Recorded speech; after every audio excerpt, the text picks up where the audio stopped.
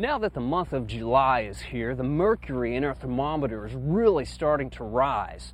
A lot of the plants will start to slow down in their growth, and the production of our fruits and vegetables will pretty much diminish as it gets hotter. Well, there are still lots of garden chores to be done and things to watch for this month. So here to help us out with some garden tips for the month of July are studio garden manager Laura Payne and consumer horticulturist David Hillock. As we enter the month of July and the hotter parts of the summer, things in the garden begin to slow down a little bit, but there's still some things that you can do to help keep your plants healthy. One of the first tips I want to talk about concerns your turf.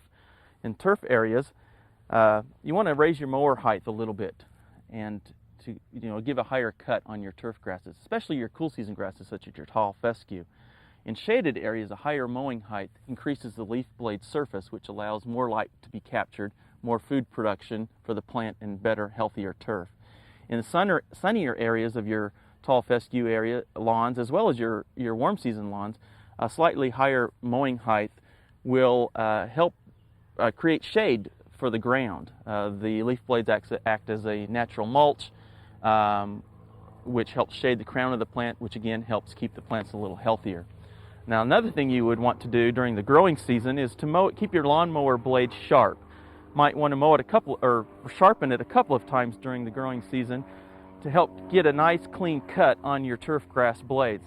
A torn, shattered, or shredded leaf blade actually increases chances for disease. Now, other things that you want to do as we go through the summer is to keep your eye out for insect explosions or pest problems in the garden. And be sure to, as you see insects appear in your garden, be sure to watch for the beneficial insects as well, because they can help keep those populations to a low roar, and you probably won't have to reach for the insecticides very often. Now, one of the insects that you want to keep an eye out for as we get into the hotter, drier parts of the year are the spider mites. Spider mites are actually a spider, and they have 8 legs, and they will attack usually on the undersides of the leaves. You often will see some webbing that will appear on the undersides of the leaves. If it gets really heavy, that webbing may cover the plant. But what you really want to watch for is yellowing, or what we call stipuling, which might be just little tiny yellow dots that appear on the leaf. And if there's many of them, they'll coalesce together and turn the whole leaf yellow and can cause some stunting to the plant. Now, you can oftentimes knock those off with a hard stream of water, but sometimes you may have to use a pesticide to help control them. Another thing you can do to look for them, or to see if they're there, is take a white sheet of paper and place it underneath the plant, and then just shake the plant and tap the leaves and try to knock those mites off onto the paper. Then if you watch really closely, you'll be able to see, if they're present, you'll be able to see these little tiny specks begin to move. Or you can take your hand and wipe it across the paper, and if it leaves red streaks, then you know you probably have spider mites and you have to take some steps to help control them.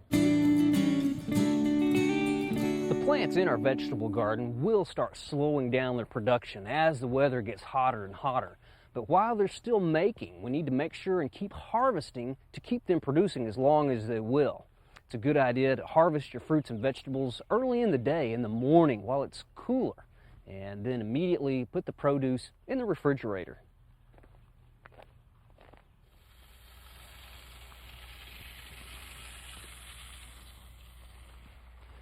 Our plants are starting to use more water now that the temperatures have really risen. So we need to make sure we keep things well irrigated. Most plants need about 1 inch or 2 of water per week.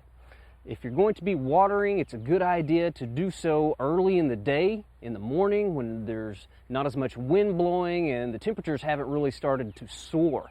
That way there's a little bit less evaporation. There are some gardeners who will put down a couple more inches of mulch this time of the year to help conserve moisture as well.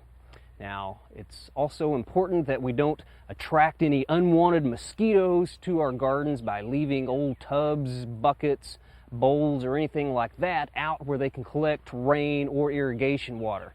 So it'd be a good idea to go around, collect all of those, put those away, turn them upside down, or periodically dump them out. That way we can eliminate those breeding areas for those mosquitoes. And also remember, before you go outside to do any garden work, to put on your mosquito repellent.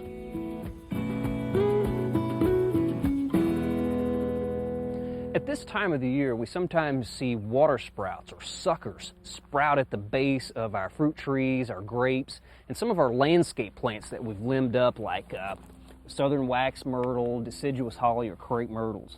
Well, we don't want these suckers interfering with the growth of the plant, so it's important to keep those pulled away. Now, the month of July is a good time of the year to go shopping for crepe myrtles, and that's because the plants are usually in bloom in their containers at the nursery, and you can be sure to get the color that you want. Now, it's important when you're shopping for crepe myrtles to read the label and see how large the plant's going to get so you can get the right plant for the right spot in your landscape.